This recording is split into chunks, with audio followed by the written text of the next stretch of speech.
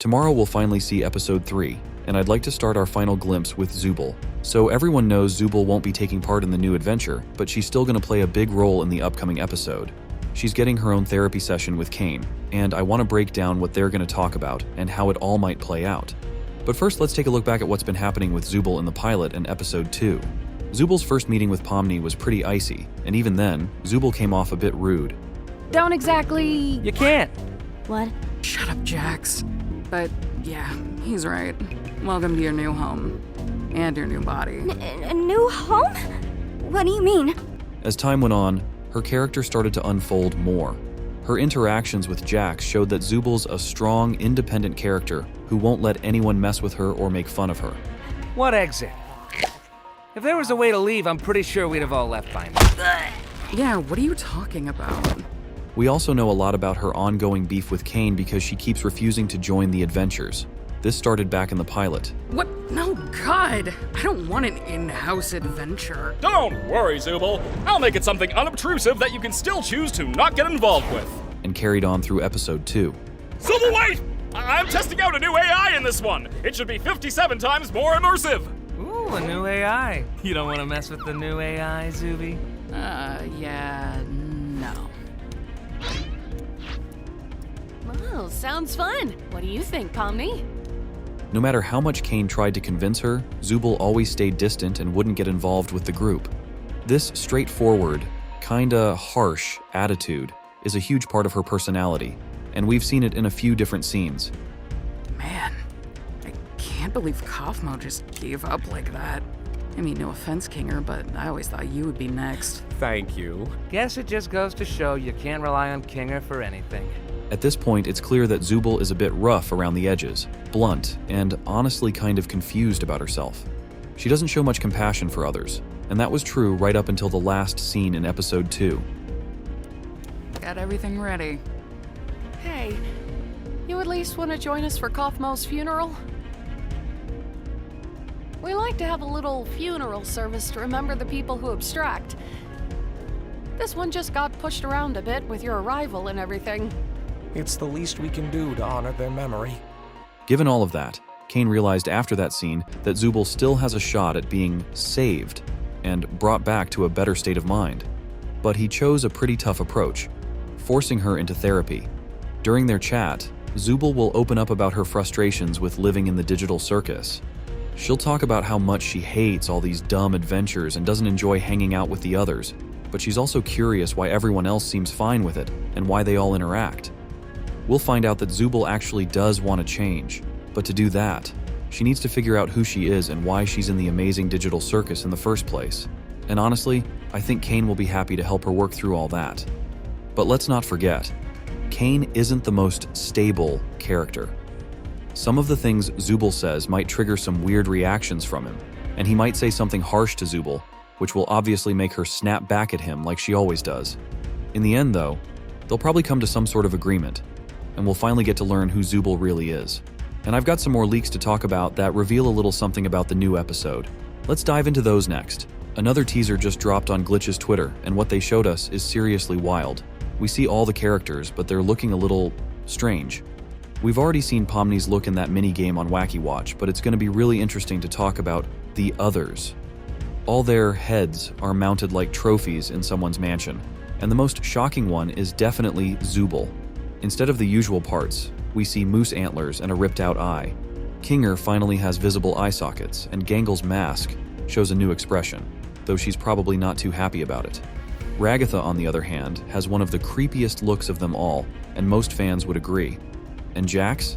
Well, he's pretty much unchanged. Okay, jokes aside, this teaser definitely has a deeper meaning. Like I said, all these heads look like trophies, and it's likely they belong to Cain. Obviously, they're not real heads. They're just replicas, symbolizing Cain's victory over the others. So it seems like every character in episode 3 is going to face their own terrifying ordeal and come out shaken, whether it's from a challenge or some kind of therapy session. Each of these faces might represent the final emotion each character experiences in their adventure.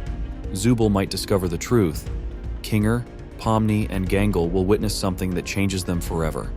Ragatha's about to feel the most intense fear of her life, and that smile might be stuck on her face, or at least the memory of that day will be. As for Jax, he doesn't seem too freaked out. It's probably a hint that he'll be the one doing the scaring. When you head over to the Wacky Watch website, you'll find a mini-game called The Mystery of Mildenhall Manor, which starts with the following text. You enter inside the old, spooky, abandoned mansion. And gadzooks, your spooked levels are off the charts. Cobwebs, creepy crawlies, and royalty-free Halloween sounds that seem to surround you in every direction. Looking around the room, you see a dumbwaiter to your left. Thing hasn't seen service in decades, probably. And to your right is a rickety, busted-up old ladder leading up to an open hatch. But be warned, from the open hatch you hear echoing down from above. How freaky. Suddenly you hear the shambling of something coming towards you from down the hall. What could that be? My bet's on it's a green ghoul. Maybe Kane can help you out of this horrifying predicament. How do you proceed? And right here we get a feel for the tone of the new episode. If you choose Old Ladder or Call Kane, the game ends, and you're sent back to the starting point. So, we go with Dumbwaiter. In this game, there's always only one correct option, and the rest send you back to the beginning. After that, we find out that the object we need is unavailable. You approach the dumbwaiter and try to open it, but zoinks, it's locked. Now you feel like a dummy. Idiot. I guess I could have mentioned that detail before, but then where's the mystery in that? Am I right? Looking back at the open hatch, a strange rabbit-like silhouette appears to be looking down on you. Its laughing turned to taunting and name-calling. This isn't scary. This is just straight-up bullying now. But the monster from down the hall seems to be getting closer. I think it just tripped down some stairs so you have some time, but you better act fast. What should you do now? Cry and Abstract don't seem trustworthy, so we go with Climb Ladder and head towards something strange. We see Jax, who's trying to scare us. But maybe that's not really Jax. Kinger pulls out a large shotgun and hands it to you for protection. Does he always have that on him, or best not think about it right now? You hastily climb up the ladder into the open hatch. Nothing seems out of the ordinary. Just another empty room full of dust, cobwebs, and a demon named Freddy, dancing in the corner of the room. All seems normal. Bah! Gadzooks! A purple ghoul appears from the shadows and jump scares you. Oh wait, that's no ghoul. That's just your best friend Jax. Oh, that Jax. Always up to his tricks and messing with folks. What a character. What a guy. Wait, why are you going for the shotgun? We confidently choose gun, and the next events are a total mystery to us. But maybe Jax will finally face the music for everything he did in the pilot and second episodes. Well, you've really done it this time, haven't you? I know Jax can be a bit much, but that was a bit extreme, dude. Kane calls you into a therapy session. He wants to jam all of his fingers deep in your brain a bit and figure out exactly what's going on in that sick little noggin of yours. Might hurt a bit, but you'll be fine. But before all that fun, he asks you, how are you enjoying his adventure so far? I know it's a tough choice, but do you love it or really love it? Choose wisely. What's going to happen to Jax in the new episode is making me more and more anxious. And since we see a conversation between Kane and Zooble, it seems likely that we need to choose Say Something Very Rude, which lands us with Pomni's head hanging like a trophy in someone's room. Wow, that was a terrible choice. Congratulations, you lose. For that, here is your special reward, your head mounted forever in the halls of the mansion. Think of it this way, now that you're mounted up on the wall for eternity, that should give more than enough time to reconsider and learn to love Kane's adventures. Pomni. Based on this minigame, we've figured out that Jax is going to find himself in a pretty tough spot because of his pranks. Pomni will once again be rude to Kane, and he'll punish her. Of course, it won't be anything as drastic as a severed head, but it'll likely be something unpleasant. In this episode, Pomni will be the character that millions of fans sympathize with, especially since she just found hope for a normal existence in the digital circus, only to have Kane immediately send her to a horrible place where her mental state will be even worse than it was in the pilot episode. Coming soon on an all-new episode of the amazing digital circus, our friends find themselves in the decrepit manor of... In addition to that, we were shown the announcement of episode 3, in which I noticed some interesting details. From the announcement, we learned that Zooble still didn't want to go on a new adventure. Except me. I'm not going on a stupid haunted house adventure. And we also got official confirmation that Pomni and Kinger will act together in the new episode. Ooh, look! I team up with Pomni in this adventure! That should be fun! I also like the style in which the announcement was made, and it already conveys the whole atmosphere of the episode, and the lost eye of Kinger is the cherry on the cake of the madness that will be going on in 2 weeks. But there's plenty of other terrifying stuff in there besides that. And also I noticed reference of some leaks, like Kinger's shotgun or human hand. Write in the comments what reference I didn't mention. I'm curious if you noticed it. However, apart from the announcement, we've gotten enough leaks lately that will reveal the secret of the new episode even more. You make your way up the steps of a mysterious mansion. Glitch have shown us another new teaser which finally confirmed that the new episode will take place in a mysterious mansion. In the new leak, we see Pomni looking cautiously at the doors of the mansion. And just like in one of the previous leaks, Pomni has a lantern in her hand which helps her not to go crazy in this creepy place.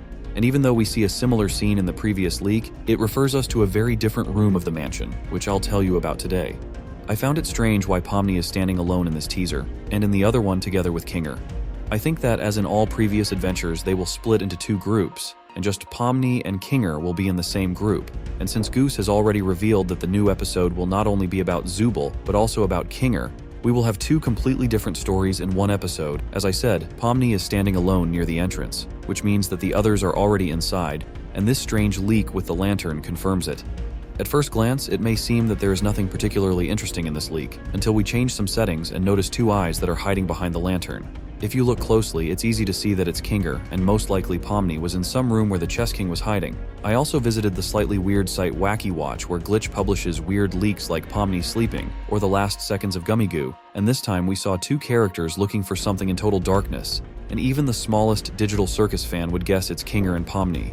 Most likely the original sequence was as follows. Pomni entered the mansion, then found the secret room, and after switching on the lantern, saw Kinger, with whom she continued her adventure. Think back to February 2024, when we were shown a preview of the first season of the amazing Digital Circus, because there are 4 more leaks of episode 3 waiting for us. If the photo of Martha Mildenhall just introduces us to the character and most likely her room, and the leaked tape recorder shows us the main villain of the episode, the photo of the pet hides one interesting detail. Behind him, there are 3 doors that lead to new rooms, and most likely this location is the first thing that Pomni will see after entering the mysterious mansion, as evidenced by the fact that above the seal, we see a source of light somewhere on the ceiling, and the trajectory of the rays will coincide with what we see on this leak. But most of all, we are interested in the rightmost door, which is slightly ajar, and judging by the darkness we see, this is the room where Pomni will enter and meet Kinger. In the same video, we were shown another fragment in which we were shown Kinger with a shotgun in his hands, some huge door, and something that caused Kinger's aggression. There have been many theories and mysteries about it. Some seriously thought it was Pomni. I speculated that it was the tape recorder, which is the main villain, and so Kinger just destroys it. But if you look closely, it's obvious that this object is quite large. And just recently we were told the truth about what it is. Let's remember one of the leaks that is really scary. Pomni and Kinger are in some room, and I'm sure it's no longer the same dark room. They see something really creepy.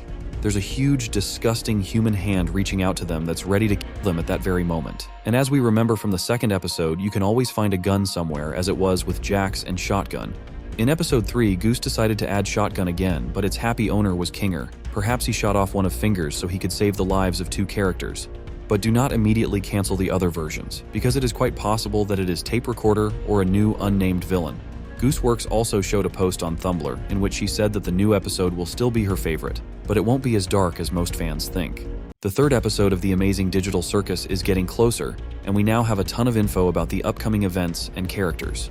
One of the most intriguing figures is Jax, because after episode 2, we've got even more questions about who he really is and what his true plans are.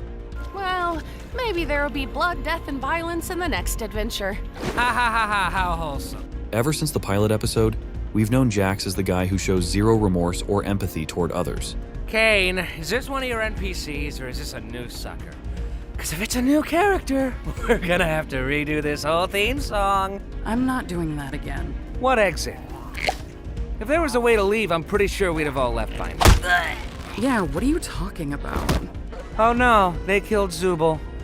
Anyway, you guys wanna go get something to eat? His weird obsession with Gangle both fascinates part of the audience, and at the same time turns many viewers against him.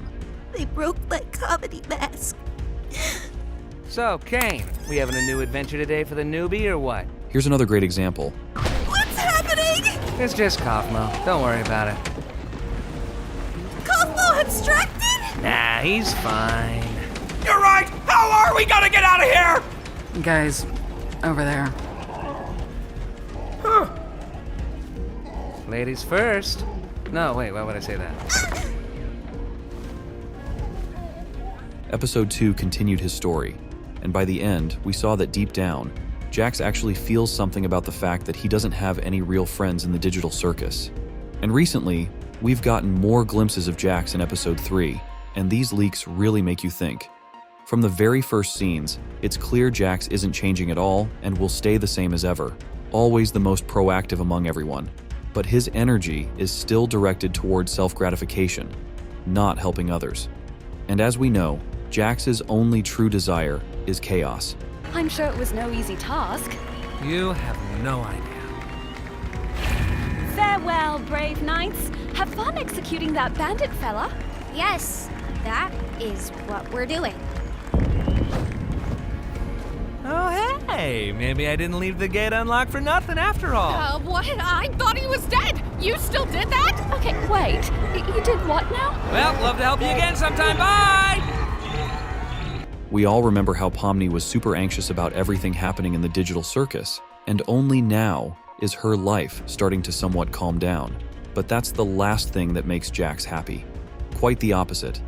When everyone's happy, the rabbit is sad. And realizing he might lose a mentally unstable toy like Pomni, he's even more driven to bring chaos into their next adventure. This all started even before the teleportation to Mildenhall Manor. After Kane's words, Pomni was already freaked out, and Jax just stoked those flames. Inside the manor, Jax seemed totally chill and even kind of happy, while Pomni was losing her cool. Meanwhile, Jax, full of enthusiasm, was pushing her to the edge, reminding us of that scene from the pilot episode.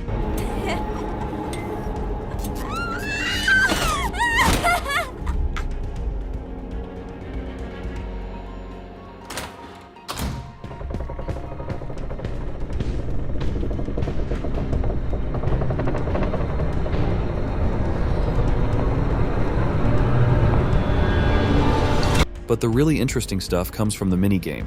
For about 60% of the time, Jax was the one scaring the heck out of Pomni and Kinger. In such a high-stress situation, even the smallest sound could mentally break any of the characters. Oh wait, that's no ghoul. That's just your best friend Jax. Oh, that Jax. Always up to his tricks and messing with folks. What a character. What a guy. Wait, why are you going for the shotgun? Nobody really questioned why we suddenly stopped getting descriptions of some scenes in the new episode. What if Pomni actually lost her mind after that stupid rabbit's prank and really shot Jax? Looking at her face and that creepy sacrifice yourself message is seriously unsettling. As we know, you can't really die in the digital circus. You can only abstract. Oh! Cosmo's been abstracted. That's okay. What is that? It might be that terrible thing I was talking about earlier when you reach your breaking point. Huh?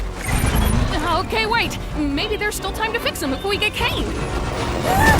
Whoa, Cosmo, listen. So Jax probably won't get seriously hurt. But that's not the only reason. The final scene with Pomni's head mounted on the wall wasn't just there for shock value. In this case, the head is a trophy, put on display by someone who defeated Pomni. And reading the description, it's pretty clear that Kane was probably behind it. Sure, it's probably a wax or plastic replica of her head, but the meaning behind this leak is what's important. Also, remember the previous level of the minigame where the right answer was to say something mean? Only 2 characters have been shown doing that. Speak for yourself. If anyone needs me, then off. Oh God, oh jeez!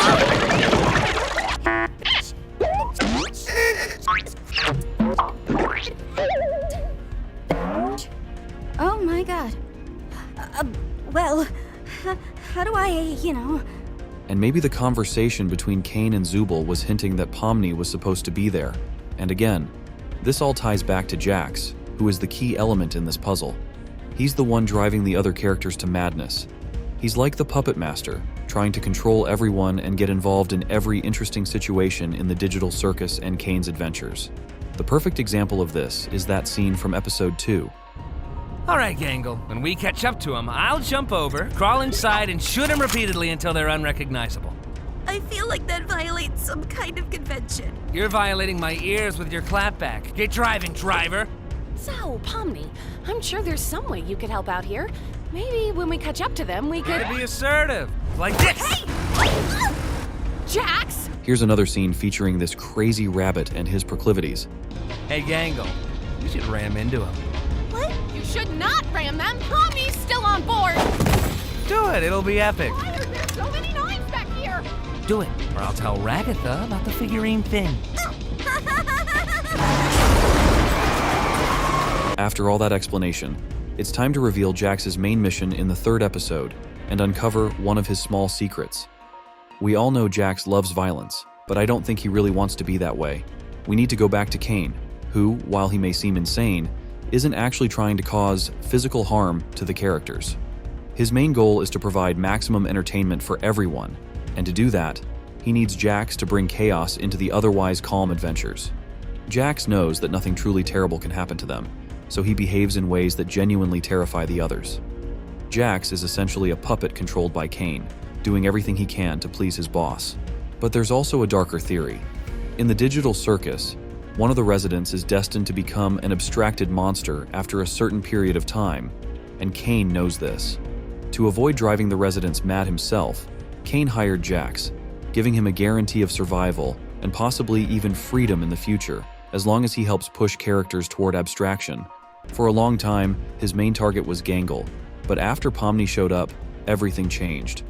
We all remember that Pomni isn't exactly the calmest character. She can be pretty sharp-tongued, even with the administrator. Kane obviously doesn't like that kind of behavior, and now he's given Jax a new target: Pomni. The head we saw is a symbol, a trophy that Jax offered to Kane. Of course, Pomni won't be abstracted since she's the main face of the show, but that image could represent the beginning of the total breakdown of her mental health.